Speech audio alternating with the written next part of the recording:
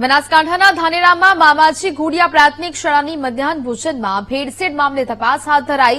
મામલતદારે મધ્યાહન ભોજનના સમયે ચેકિંગ હાથ ધર્યું। મધ્યાહન ભોજનની વાનગીમાં માટી આવતી હોવાના વિદ્યાર્થીઓએ આક્ષેપ કર્યા છે।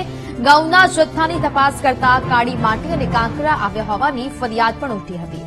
મધ્યાહન ભોજનના સંચાલક સહિત વાલીઓ અને શિક્ષકોની હાજરીમાં તપાસ હાથ ધરાઈ। તો બનાસકાંઠાથી આ વિગતો। બનાસકાંઠામાં ધાનેરામાં મામાજી ઘોડિયા પ્રાથમિક શાળાના મધ્યાહન ભોજનમાં ભેળસેળ મામલે તપાસ હાથ ધરવામાં આવી હતી। મામલતદારે મધ્યાહન ભોજનના સમયે ચેકિંગ હાથ ધર્યું હતું। મધ્યાહન ભોજનની વાનગીમાં માટી આવતી હોવાના વિદ્યાર્થીઓએ આક્ષેપ કર્યા હતા, જેને લઈને આ સમગ્ર મામલો સામે આવ્યો અને ત્યારબાદ તપાસના આદેશ આપવામાં આવ્યા હતા। ઘઉંના જથ્થાની તપાસ કરતા કાળી માટી અને કાંકરા આવ્યા હોવાની ફરિયાદ પણ ઉઠી હતી। મધ્યાહન ભોજનના સંચાલક સહિત વાલીઓ અને શિક્ષકોની હાજરીમાં આ સમગ્ર તપાસ હાથ ધરાઈ હતી।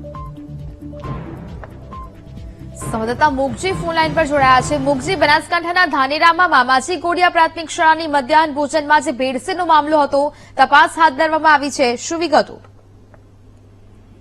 ગઈકાલે ધાનેરાના થાવર મામાજી ઘોડિયા પ્રાથમિક શાળામાં જે બાળકોને પીરસાતા મધ્યાહન ભોજનમાં ભેળસેળનો જે મામલો સામે આવ્યો હતો, ત્યારે આ સમગ્ર મામલે ગઈકાલે પણ વિડીયો અહેવાલ પ્રસારિત કર્યો હતો અને ત્યારે આ ધાનેરા મામલતદાર દ્વારા સમગ્ર મામલે તપાસ થાય છે। મામલતદાર દ્વારા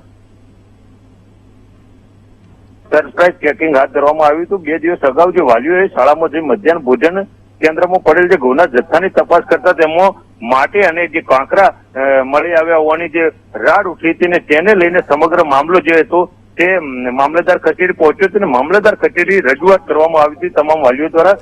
ત્યારે આજે જે મામલતદાર છે તે સ્કૂલમાં જઈને આ તમામ જે મધ્યાહન ભોજનના સંચાલક સહિતના જે વાલીઓ છે, શિક્ષકો છે, તેમની હાજરીમાં આ તપાસ હાથ ધરી હતી અને તપાસ બાદ આ સમગ્ર કઈ રીતે જે જથ્થો આવે છે અને કઈ રીતે જથ્થાને બાળકોને આપવામાં આવે છે તેને લઈને સમગ્ર મામલાને લઈને તપાસ હાથ ધરી હતી।